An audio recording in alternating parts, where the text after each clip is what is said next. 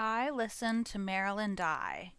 Private Eye Fred Otash, who bugged Marilyn Monroe's house, revealed details of her final hours in his diary, but the tapes remain missing. Otash claimed Monroe had a sexual relationship with the Kennedy brothers. In 1962, Bobby Kennedy's political star was ascending, while Jack Kennedy's star was falling. The Kennedy family had largely accepted lad-about-town Jack in the press, with his myriad of affairs, but Attorney General Bobby Kennedy's future looked bright. He had pushed out the stable Italian and Irish gangs of multiple cities and replaced them with desegregation, which led to increased violence, but also huge redistricting gains for Democrats. Bobby had 11 children, and no hint of a Marilyn Monroe blonde bombshell affair, unlike his brother, the president.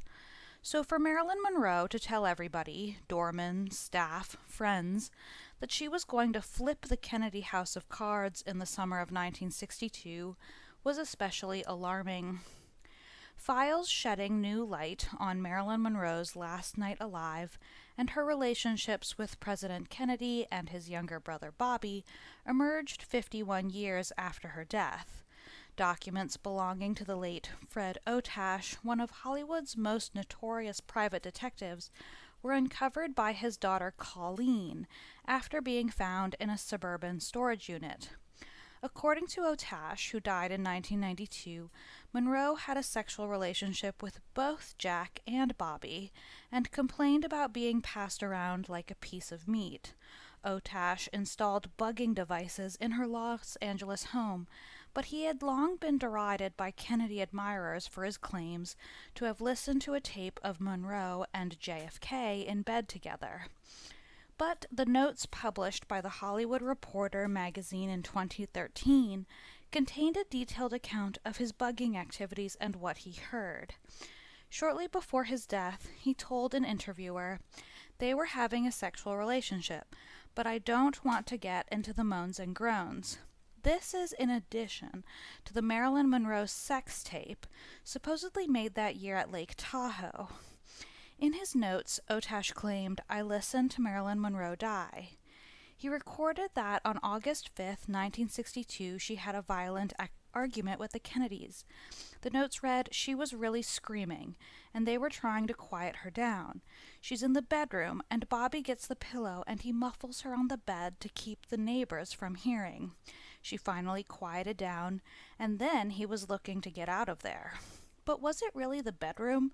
Marilyn Monroe's house in Brentwood also had a guest house that had a bed inside it, and this guest house is where Marilyn Monroe kept her diary and papers in a file. This file was found broken into and stolen the date of her death. Otash's notes support the various bruises found on Marilyn Monroe's body when she died, which have never been explained. Bobby Kennedy may or may not have known from Marilyn's psychiatrist, Dr. Ralph Greenson, that Marilyn survived a suffocation attempt using a pillow from her insane biological grandmother in her youth. This repeat attempt may have caused her to go despondent. Otash found out Monroe died that day later on.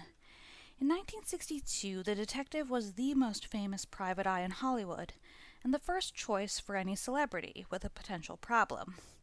We know the LAPD tracked when Bobby Kennedy, considered a celebrity, was in town. And he was certainly in town in early August 1962. Bobby and Ethel Kennedy were in San Francisco on August 3, 1962, with 4 of their children. They then spent the weekend at the Bates Ranch, located 60 miles south of San Francisco, for a, quote, strictly personal affair.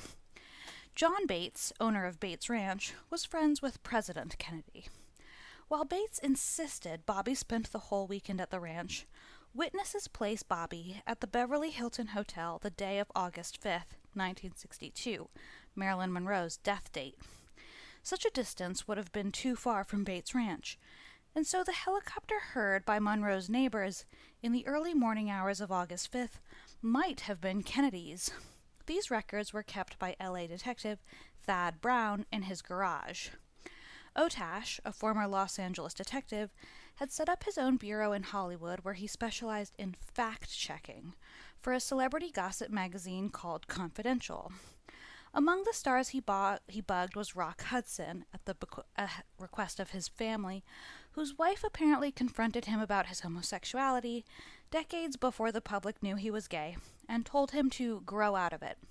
You can learn more about Hudson and Doris Day on this channel. Otash's other files include information on Judy Garland, and how in 1963 he cleaned her Beverly Hill apartment out of all the pills and alcohol she stashed during her bitter split from third husband Sid Luft. Otash died in 1992 and was supposedly the inspiration for Jack Nicholson's PI in the Oscar-winning 1974 film Chinatown. James Ellroy, the crime novelist and author of LA Confidential, who met Otash several times, turned his career into a novel, Shakedown, published online. According to The Hollywood Reporter, it was this negative portrayal of Otash in Ellroy's book that persuaded daughter Colleen to search through her father's old records and make some of them public. "I was very aggrieved," she said. "I thought, what can we do to stop Ellroy from taking my father's life and turning it into a horrible fictional depiction?" The Otash notes published so far do not reveal what, if anything, the detective discovered when he searched Monroe's house. And the tapes of the Hollywood star's alleged encounters with the Kennedys have never been found.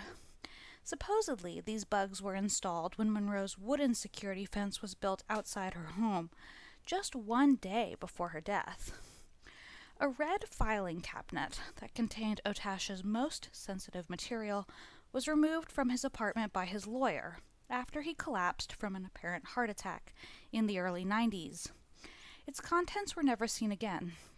Interestingly, Marilyn Monroe's private diary was also red. It disappeared from police custody back in 1962.